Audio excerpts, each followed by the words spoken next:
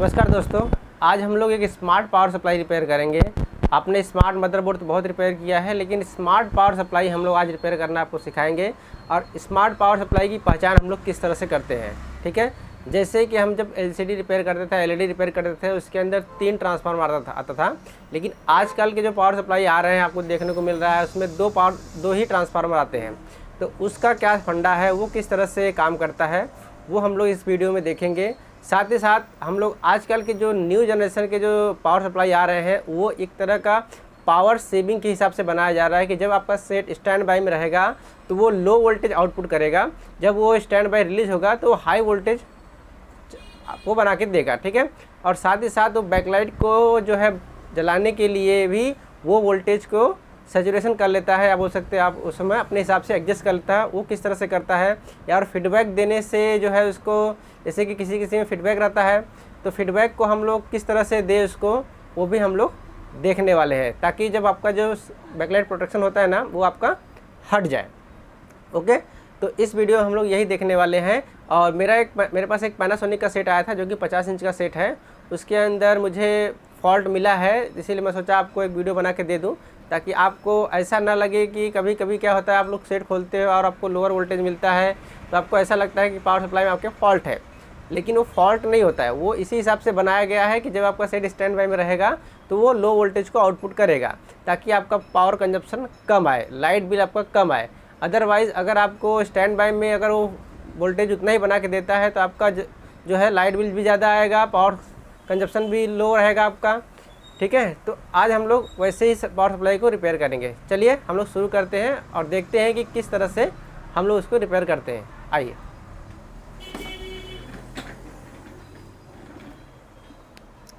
तो जैसे कि मेरे पास एक सेट है, देखिए ये एक पावर सप्लाई है जो कि पैनासोनिक का है। तो पैनासोनिक के सेट के अंदर आप देख सकते हो कि यहाँ पर सिर्फ 2 ही ट्रांसफार्मर आपको देखने को मिल रहा है, ठीक है। सिर्फ और सिर्फ 2 ट्रांसफार्मर आपको देखने को मिल रहा है, बाकी और कोई ट्रांसफार्मर इसके अंदर नहीं है। अब इसके अंदर आपको एक सप्लाई 12 वोल्ट बनेगा और बैकलाइट का बनेगा, और ये पीएफसी वाला है जो आपको 300 से 390 वोल्ट करने का काम करेगा। ओके, तो यहाँ पर आप इसके लिखा हुआ है वोल्टेजेस भी आपको देख सकते हो। यहाँ पर आप ध्यान से देखोगे तो यहाँ पर ना ही स्टैंड बाई कोई वोल्टेज लिखा हुआ है, लेकिन पीएस ऑन लिखा हुआ है। आप ध्यान से देखोगे यहाँ पर तो आपको वोल्टेजेस यहाँ पर 12 वोल्ट ही दिखा हुआ है, और स्टैंड बाई वाला वोल्टेज कहीं पे लिखा नहीं है, लेकिन आपको पीएस ऑन देखने को मिल रहा है। तो इसका क्या मतलब होता है, अभी हम लोग देखने वाले हैं, ठीक है।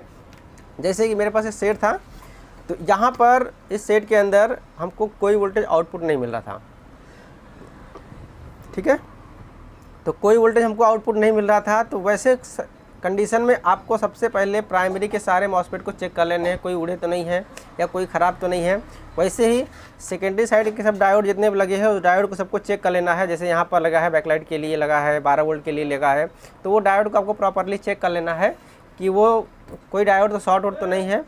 उसके बाद में आपको क्या करना है, फिर ये जो आईसी है इसकी बीसीसी सप्लाई जो होती है, उसके लिए कैपेसिटर लगा रहता है यहाँ पर। एक कैपेसिटर पे आपको शॉर्टिंग चेक करना है कि कैपेसिटर कोई शॉर्टिंग तो नहीं है।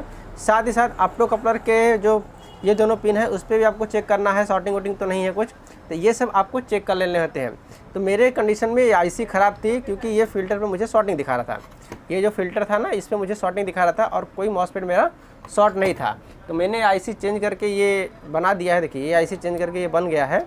ओके, तो डाउट फटाफट क्लियर हो जाता है कि आईसी ख़राब है कि नहीं ख़राब है, तुरंत हो जाता है, उसका दिक्कत नहीं होता है किसी भी सेट का। लेकिन आपको रिपेयर करना बस आना चाहिए। उसके बाद में आप यहाँ पर देखिए प्रॉपर तरीके से देखिए लिखा हुआ है। यहाँ पर आप देखते हो 12 वोल्ट ग्राउंड, 12 वोल्ट ग्राउंड, फिर यहाँ पर लिखा है सेलेक्ट वाला है। उसके बाद ये सब बैकलाइट के लिए, ठीक है। उसके बाद में यहाँ पर BL ऑन लिखा है, एडजस्टमेंट है, PW, ये सब क्या ब्राइटनेस के लिए होता है, ठीक है। तो आप बैकलाइट का ब्राइटनेस, बैकलाइट का आप जो इंटेंसिटी है बढ़ाते घटाते उसके लिए PWM की ज़रूरत पड़ती है, ठीक है। तो और उसके बाद में BL ऑन दिया है, बैकलाइट इनेबल सिग्नल है, जो कि एक आईसी यहाँ पर लगा इसके अंदर जाता है। अब यहाँ पर देखिए यहाँ पर क्या लिखा हुआ है, बैकलाइट के लिए LED प्लस दोनों आपस में शॉर्ट है, लेकिन LED 1 माइनस LED 2 माइनस ये आपस में शॉर्ट नहीं, अलग अलग है। ये दोनों सेंसिंग है, किसको, इस ड्राइवर को, ताकि अगर आपका बैकलाइट सही रहेगा तो इसको सेंसिंग से इसको प्रॉपर फीडबैक मिल जाएगा, तो आपका बैकलाइट सेक्शन हमेशा ऑन रहेगा। अब हम चेक कर लेते हैं यहाँ पर मल्टीमीटर से कि स्टैंड बाई सेट के कंडीशन के अंदर सप्लाई कितना रहता है, स्टैंड बाय रिलीज होने के बाद सप्लाई कितना रहता है। ठीक है, आपको सेंसर आपको दिखा, आप देख सकते हो, लाइट को देखते रहिए आप। अब मैं सेट को ऑन करता हूँ और ऑन करके आपको दिखाता हूँ।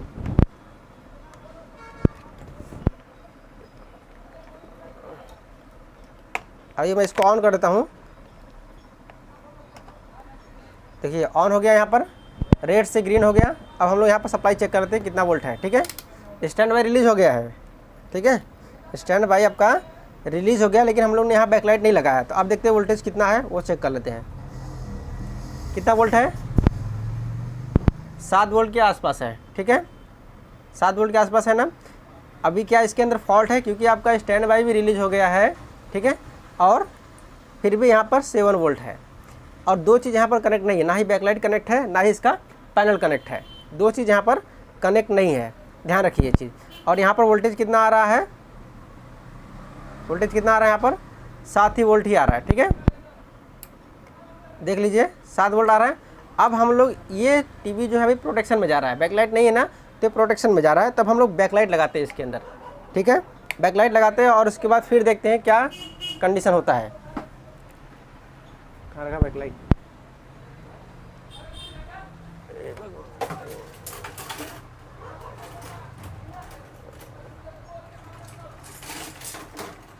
कौन सा है, बंद कर वीडियो, कौन सा है बैकलाइट।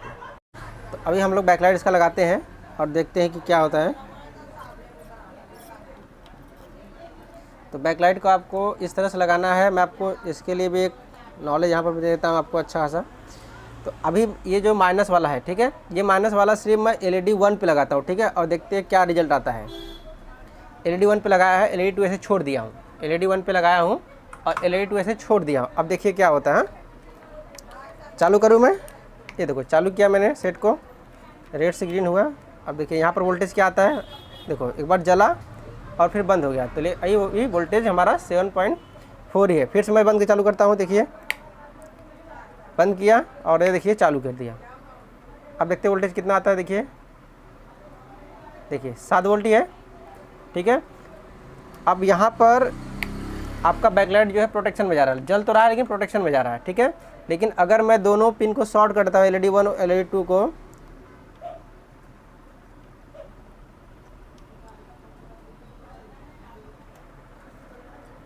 अब देखते क्या होता है।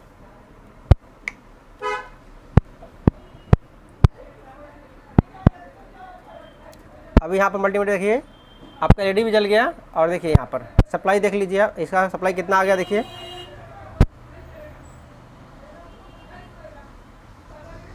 12 वोल्ट हो गया। ठीक है, आपका 12 वोल्ट आ गया ना। तो यहाँ पर प्रोटेक्शन में जाने की वजह से भी आपका जो है सप्लाई जो है कम निकल रहा था। मतलब ये एक स्मार्ट मदरबोर्ड है, पावर सप्लाई है, जिसके अंदर प्रोटेक्शन भी है।